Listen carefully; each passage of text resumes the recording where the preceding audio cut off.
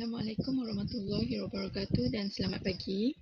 Kami daripada kumpulan 4 ingin membentangkan projek pembangunan lestari kami. Di sini nama ahli-ahli kumpulan kami. Nama kempen yang diberikan, kempen bebas penyedut minuman plastik.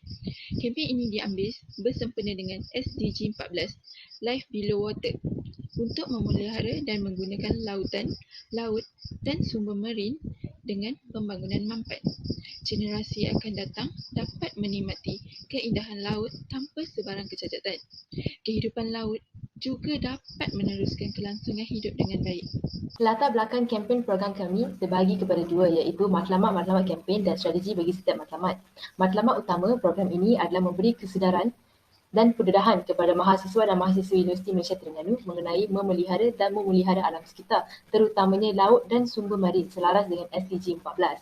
Hal ini disebabkan kebanyakan mahasiswa dan mahasiswi universiti kita mempunyai kurang kesedaran tentang ilmu memelihara dan memelihara alam sekitar, terutamanya laut dan sumber marin.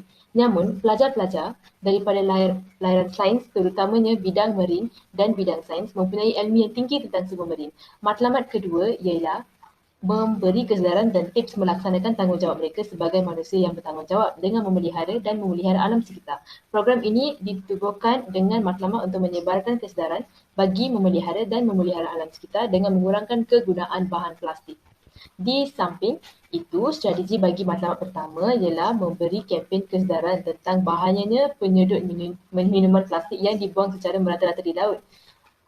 Kami berharap pelajar daripada bidang sastra dan sains akan dapat info pasal impak negatif kegunaan penyedut minuman plastik yang dibuang ke dalam laut.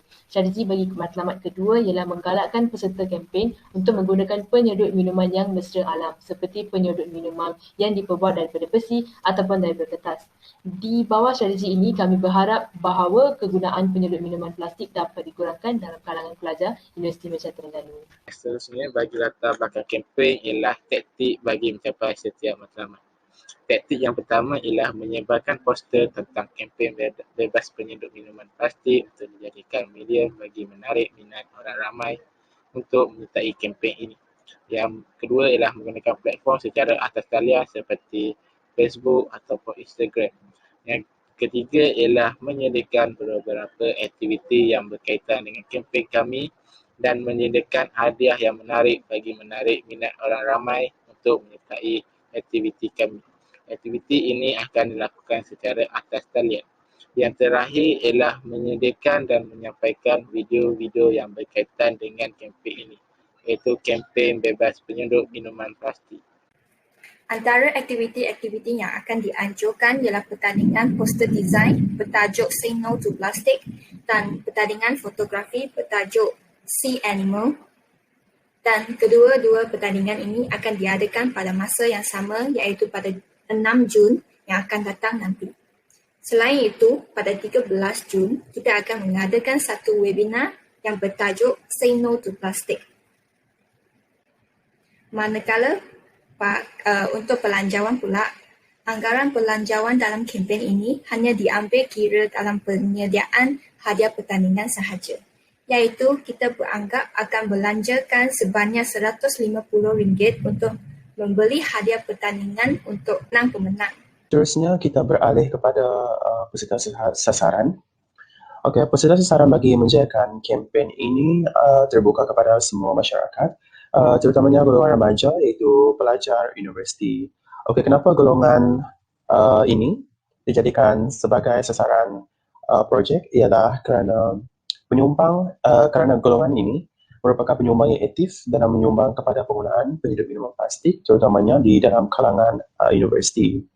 Okey, bilangan peserta sasaran ini dianggarkan seramai 100 orang dan penglibatan peserta sasaran dijangka mampu mengurangkan lagi penggunaan penyedut minuman plastik secara berkesan dan secara tidak langsung mengurangkan permintaan terhadap kilang yang mengeluarkan produk yang berasaskan plastik. Next slide. Perancangan mendapatkan maklum balas keberkesanan kempen daripada peserta kempen sebelum dan selepas kempen. Di sini terdapat dua kaedah yang digunakan, iaitu yang pertama, kaedah pemerhatian melalui Google Form, iaitu sebelum kempen dijalankan. Yang kedua, Google Form selepas kempen dilaksanakan. kita pergi kepada kaedah yang pertama, iaitu kaedah pemerhatian melalui Google Forms sebelum kempen. Okey, kaedah ini dijalankan sebagai aras pengukur untuk mendapatkan maklum balas dan keberkesanan aktiviti mempromosikan kempen kepada peserta sasaran menerusi pautan link Google Form sebelum kempen. Perancangan kaedah ini dijalankan secara meluas menggunakan sosial media untuk meluaskan lagi objektif kempen selaras dengan maklumat pembangunan lestari ke-14, iaitu kepentingan hidupan di dalam air. Kaedah ini dijalankan juga untuk mengumpul data ataupun maklumat sebelum kempen ini dijalankan. Kaedah kedua iaitu Google Form selepas kempen dilaksanakan. Okey, melalui kaedah ini terdapat siri soalan terhadap keberkesanan kempen yang telah dilaksanakan untuk mengenal pasti faedah ataupun manfaat yang diperoleh daripada kempen yang telah dilaksanakan. Okey, melalui kaedah ini juga keberkesanan selepas kempen dijalankan dapat dikenal pasti sama ada mencapai matlamat dan objektif projek ataupun sebaliknya. Okey, kaedah ini juga mampu meningkatkan lagi kekurangan daripada kempen yang telah dilaksanakan dan juga mengekalkan kelebihan projek bagi mencapai matlamat pembangunan lestari. Ini adalah senarai siri soalan Google Form yang masih di dalam peringkat perancangan untuk peserta sasaran sebelum kempen bakal dilaksanakan. Dan ini pula senarai siri soalan Google Form selepas kempen dilaksanakan dan juga masih dalam proses perancangan. Okey, yang akhir sekali adalah jangkaan kempen. Dekat jangkaan kempen ni ada penerapan nilai SD di kalangan peserta kempen. Melalui kempen ini, peserta dapat membasmi secara menyeluruh penggunaan penyedut minuman plastik. Dan yang kedua adalah keberkesanan kempen.